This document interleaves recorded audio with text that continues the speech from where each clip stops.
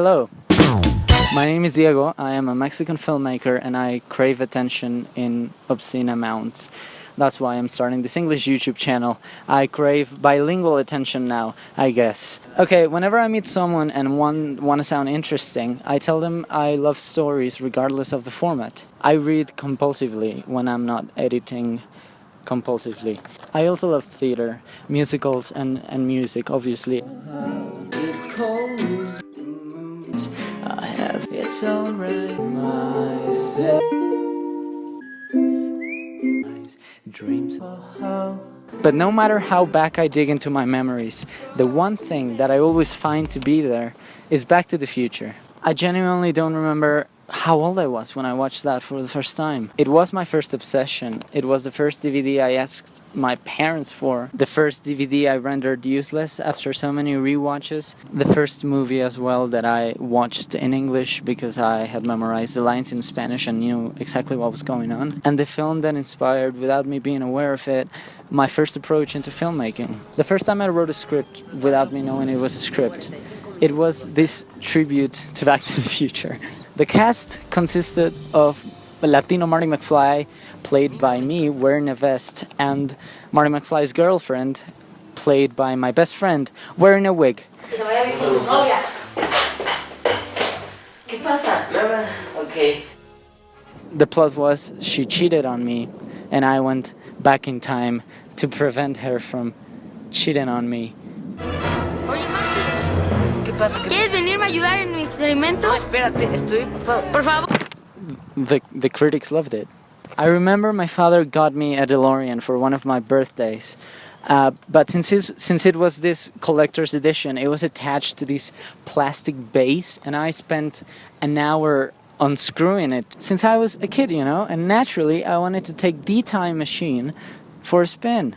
And so I did, which resulted in most of its pieces falling off. The plastic base remains to this day not found nor relevant. Later in life, I would fall in love with other movies.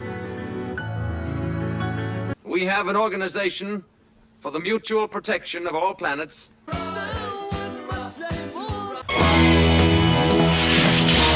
How'd you do, Show me which constellations you know. Making more excuses.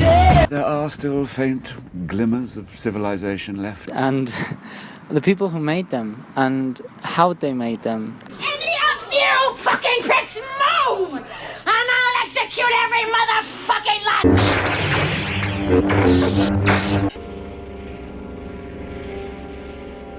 Until I attempted, now consciously, to make some of my own. And they were really bad at first. Of this, I was unaware at the time as well. And even though they were just shit bad, just awful. I was a kid, and then I was a teenager, and now I'm a young adult, and I love it. It's the one thing that have always made absolute, irrefutable sense to me. I go into my first festival when I was 18, and I remember being an absolute wreck at the screening. I was worried people wouldn't laugh at the funny bits, or that they would find me too weird, but they laughed, and a friend of mine even cried at the end, which it's just a moment I'll always remember. I'm a very emotional person, and there was a time in which I tried and suppressed that about me, but it's moments like that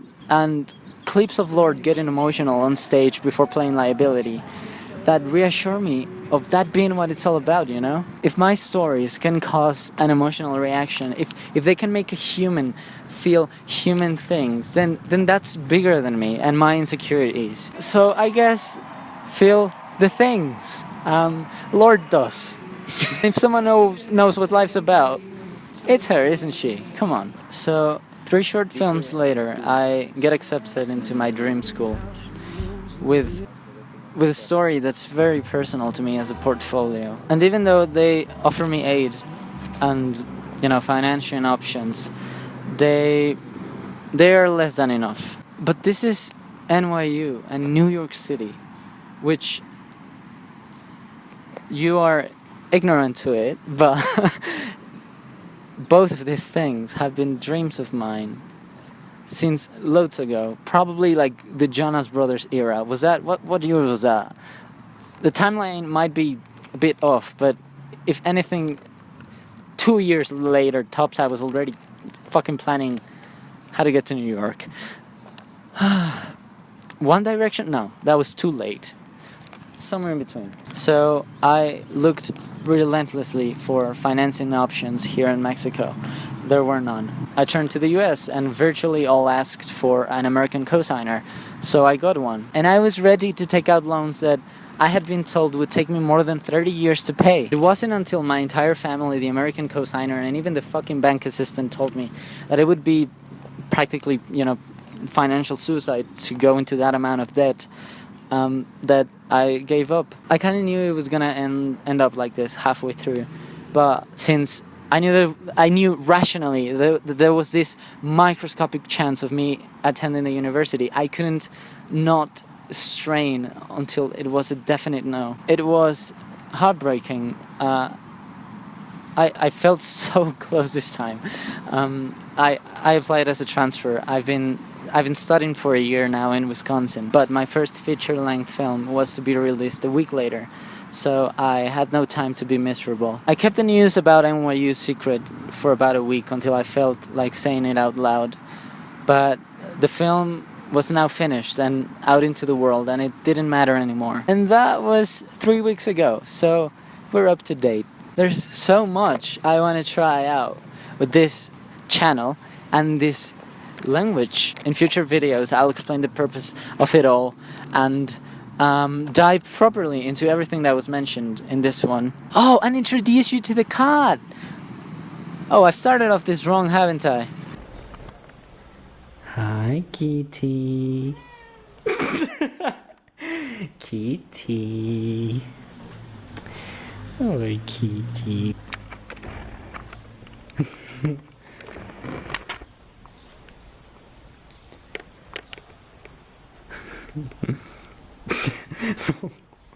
No, Cheto. No, Cheto. Cheto. I always say hi to him in English, which, even though I filmed the cat quite a lot, I hadn't shared that aspect of our relationship on social media, because my Latino brothers would be like, peace off. Rightfully so, So, now I have an excuse. No, I don't. And that's it. Thank you for granting me bilingual attention. I'll be wanting more. Like you better fucking believe it. That's it. Hasta luego, bye.